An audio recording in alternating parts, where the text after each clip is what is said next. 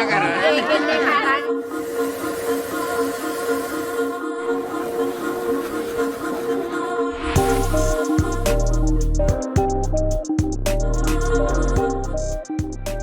to AnthroDorphins, a series that relieves the pain and elevates the pleasure of studying anthropology. I'm Rob Lemelson, an anthropologist and filmmaker.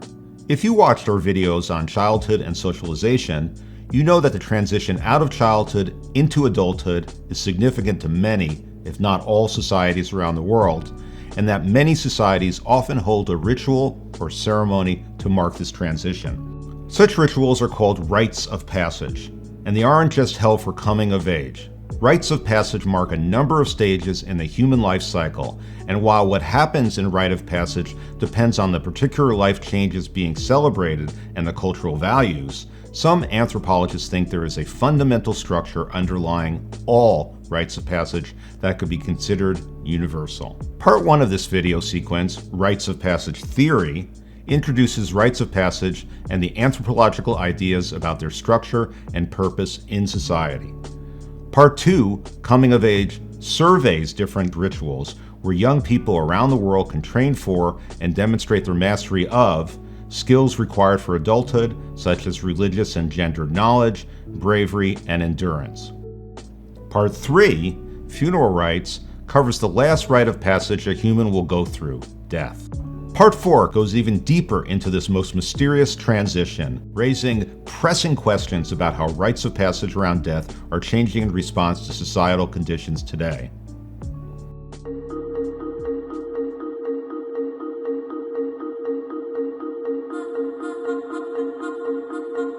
Rites of passage are important ceremonies or rituals marking entry into a new stage of life.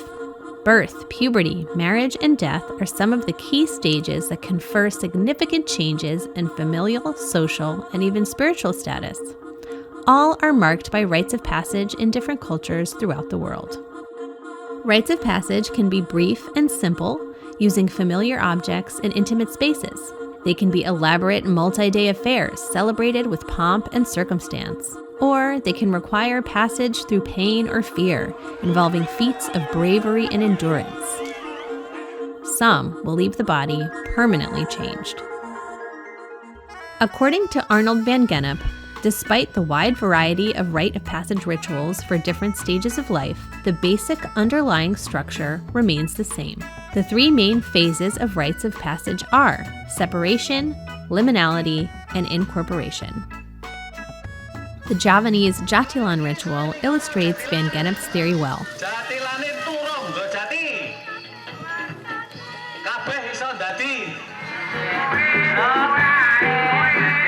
Jatilan itu kan dulu juga sebuah ritual, konon sebuah ritual kedewasaan.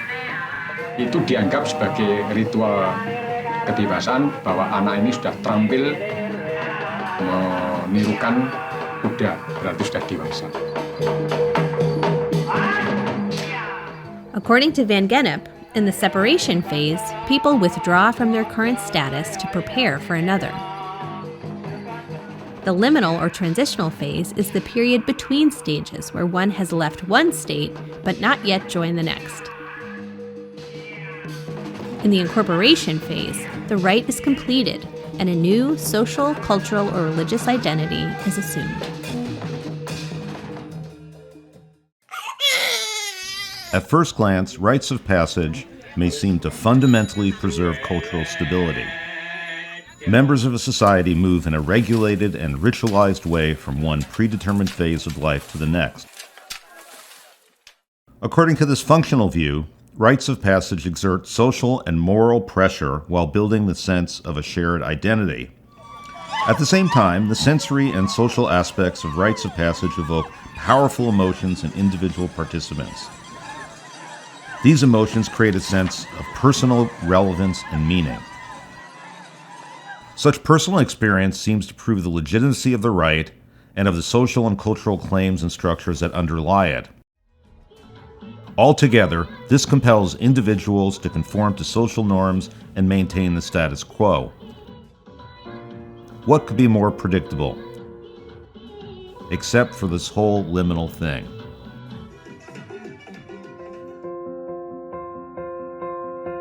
The Amish originate from Mennonite Anabaptist Christians who migrated to America in the early 1700s in search of religious freedom. They settled primarily in Pennsylvania, Ohio, and Indiana.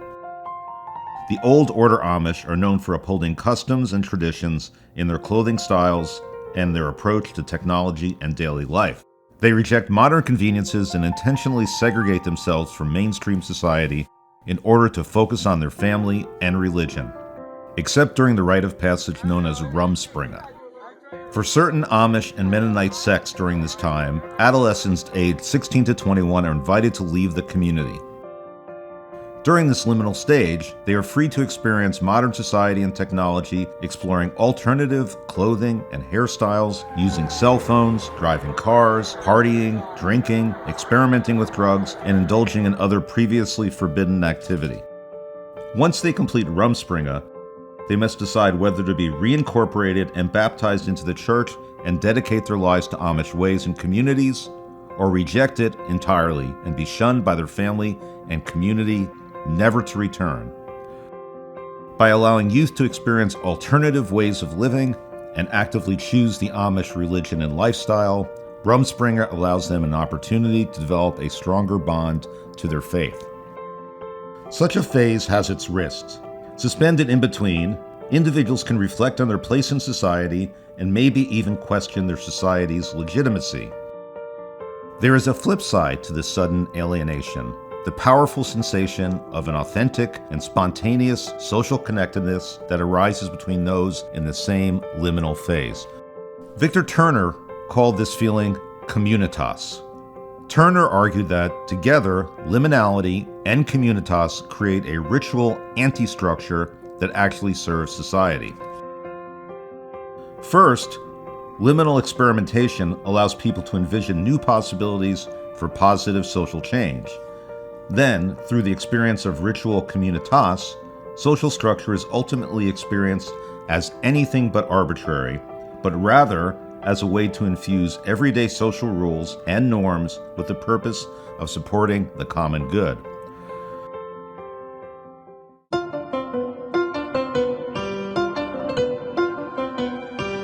Van Gennep's three-part structure to rites of passage has been widely accepted over more than a century of anthropological research, perhaps codified in ways he never even intended. But are these three stages really universal, or are they highly gendered, both in concept and in practice? In other words, would a feminist perspective on ritual or a focus on women's rights come to different conclusions? For many women, not all rites of passage follow the familiar pathway of separation and transformation, but rather involve a reassessment and even deepening of pre-existing relationships that leads to enhancement. This alternate structure to rites of passage reflects gendered ways of being in the world. Women's transitions are more often celebrated individually and often within the domestic sphere. As such, they don't require any dramatic removals or reversals. A common metaphor from women's rites echo the natural world: enclosure, metamorphosis, and emergence. Rites of passage help integrate personal experiences of unavoidable biological change with cultural meaning and social life. They help navigate major changes in status and identity that might otherwise prove to be overwhelming.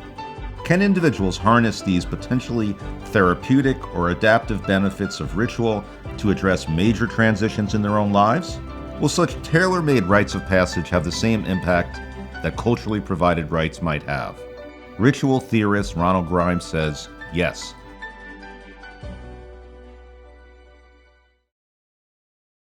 So when I first got it done, I got this size, which is quite a bit different from what I'm wearing. So this size is a 12, and I got a round one because I thought, round would be cute, and round is cute. Some find meaning in ritual structure and practices taken or adapted from outside their culture of origin. Tattoos and plugs are some of the body modification rituals that have found popularity globally. New Age sweat lodges and women's circles also borrow from various cultural traditions in what some might consider cultural appropriation. We didn't get to go to the waterfall because the weather was rainy, and now we made a stop in Maasai village. We're gonna, my mom's already dressed like one of the locals, and now we're gonna go see how they live. Some rites of passage have become attractions for cultural tourism. For a small fee, you can attend a Balinese cremation ceremony, or you can spend weeks immersing yourself in the Baffin Island wilderness, learning skills that Inuit boys would traditionally learn to become men. You can pay to undertake Maasai warrior training. This raises some interesting questions about the function a rite of passage plays within its culture and beyond. Does cultural tourism present a falsified version of rituals that is much more static than the rituals practiced in real life? Can a white woman from the US really be a Maasai warrior, even if she has learned how to throw a spear? Mindy Budgore was a self-styled, plump, white, Gucci-wearing Jewish princess from California. When at the age of 26, waiting to hear if she had a place at business school, she went to Kenya to train as the world's first female Maasai warrior. She tells the story in her book, Warrior Princess. As one previewer said, not your average gap year memoir. Have you personally undergone or witnessed a rite of passage ritual? What were the different steps or stages? Did they align with either Van Gennep's three-part structure or the pattern of enclosure, metamorphosis, and emergence? Do you think rite of passage tourism is ethical? Why or why not? Thanks for watching. I hope you enjoyed this video. If you want to learn more about the study of rites and passages, here are some useful resources in the description below. Don't forget to like and subscribe to get your regular dose of AnthroDorphins.